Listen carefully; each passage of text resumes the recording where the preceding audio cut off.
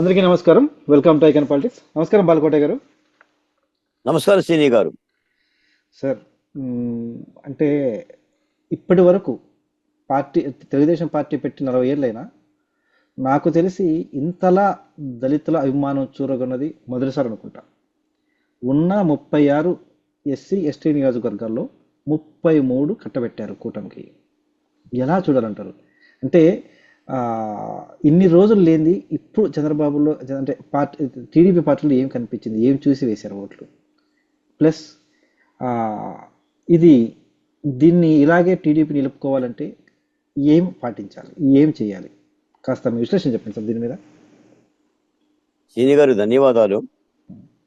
2019లో YSR Congress party సాధించిన 151 సీట్లలో ఆంధ్రప్రదేశ్లోని ఎస్సీ నియోజకవర్గాలు 29, ఎస్టీ నియోజకవర్గాలు 7, వెరసి 36 నియోజకవర్గాల్లో వైసీపీకి వచ్చింది 34 నియోజకవర్గాలు. 151లో 34 నియోజకవర్గాలు ఎస్సీ ఎస్టీలయ్యే. ఒకటి తెలుగుదేశం, ఇంకోటి జనసేన. దాని మూలాన ఈ దళితులే జగన్మోహన్ రెడ్డి గారిని అధికారంలోకి తెచ్చారు. దళితులే ఆయన ఆస్వాదిస్తున్నారు.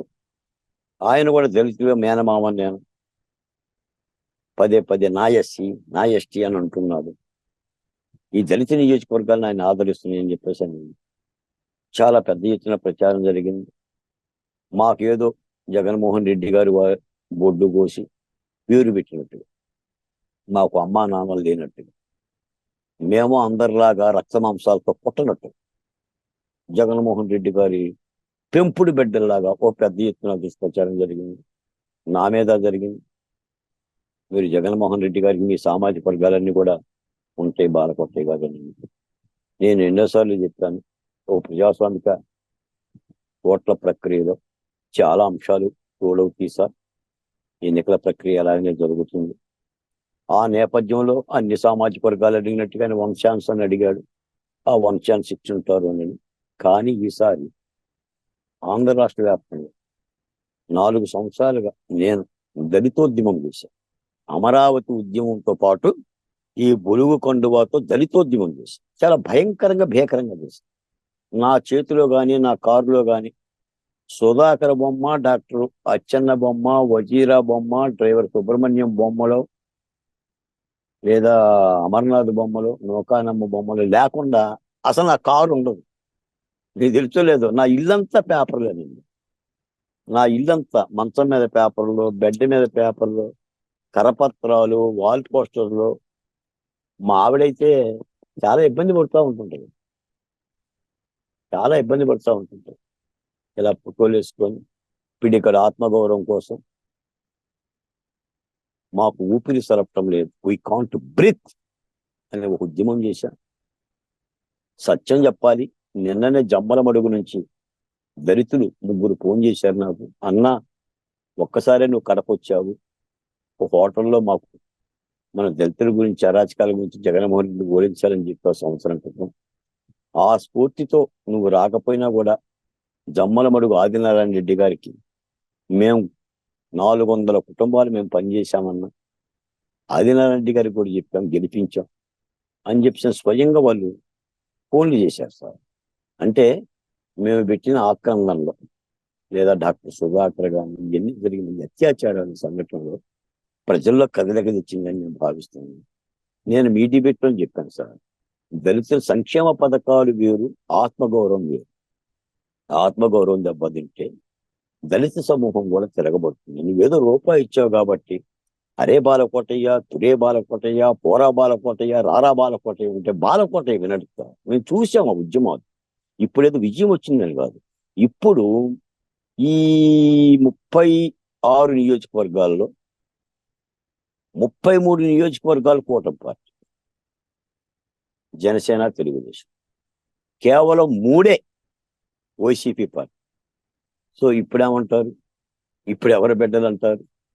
అందుకని మాలాంటి వాళ్ళు, నాతో పాటు నేను ఒక్కనని కాదు, మా దళిత సమూహం, దళిత నాయకులు, ఆయా సంఘాలు రాష్ట్రంలో దళితుల మీద జరుగుతున్న అరాచకాలకు సంబంధించిన ఒక ఆందోళన రూపం చేసిన ఉద్యమ ప్రతిఫలమే మొత్తంగా ఎస్సీ నియోజకవర్గాలు, ఎస్టీ నియోజకవర్గాలు, 29 ఎస్సీ నియోజకవర్గాలు, అంటే ఎస్సీ నియోజకవర్గాలు 29 నియోజకవర్గాలు ఒకటే వైసీపీ, 7 ఎస్టీ నియోజకవర్గాల్లో 2, ఆ పాడేరు, ఆ రంపచోడవరం, ఆ ఫారెస్ట్ ఏరియాలు.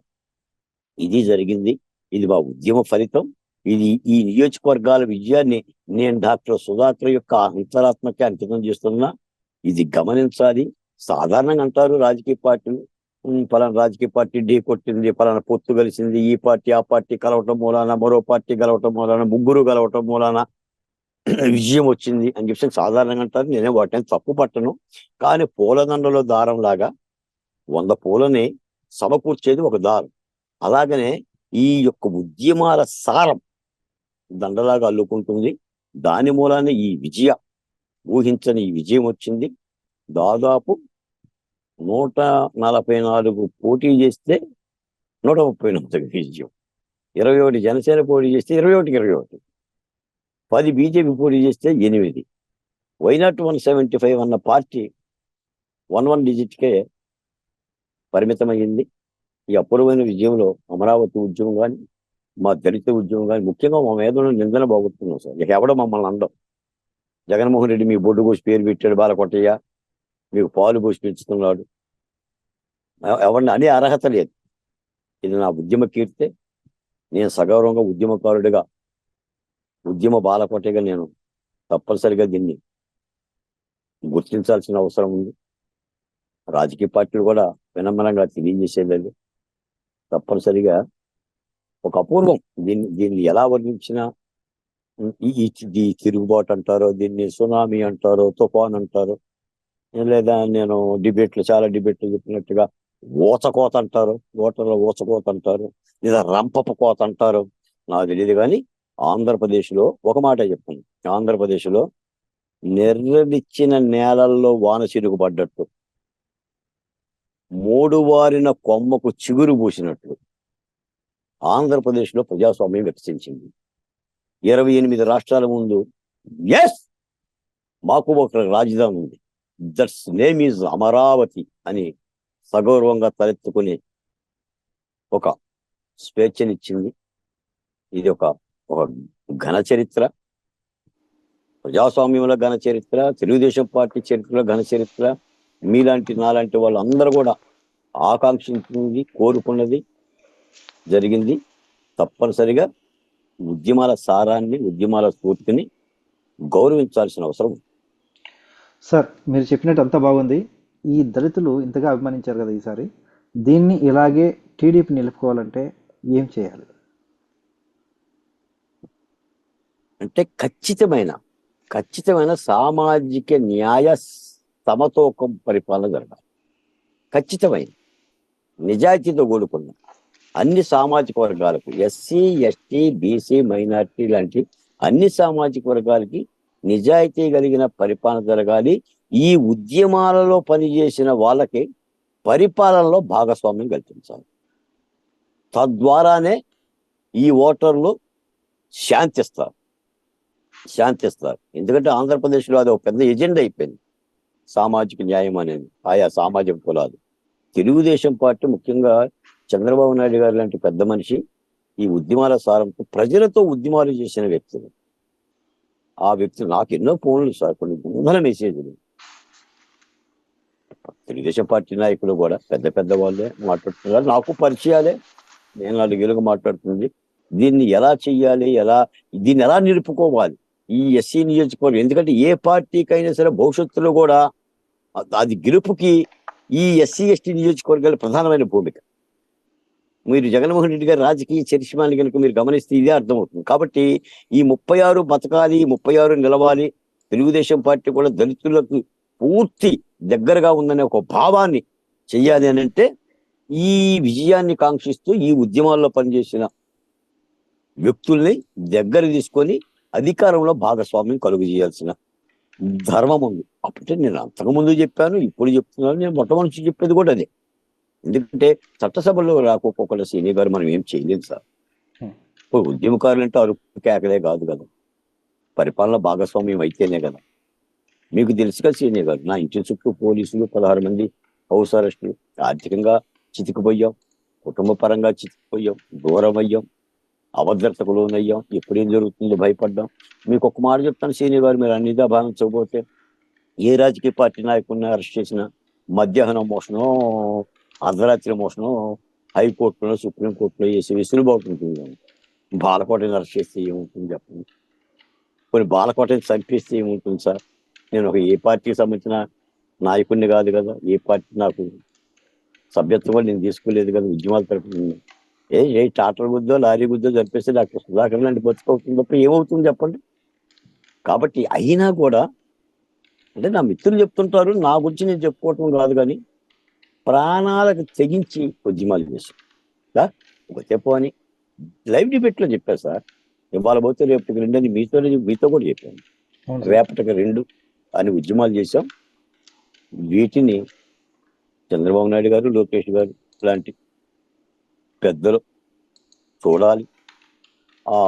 ఆయా ఈ రెండు సామాజిక వర్గాలకి అంటే ఎస్సీలకి ఎస్టీలకు కూడా సరైన పరిపాలన భాగస్వామ్యం కనుక ఇవ్వగలిగితే ఈ విజయాన్ని భవిష్యత్తులో కూడా ఈ 36 నియోజకవర్గాల్లో భవిష్యత్తులో కూడా తెలుగుదేశం పార్టీ ఆకాంక్షించే అవకాశం తప్పనిసరిగా ఉంటుంది.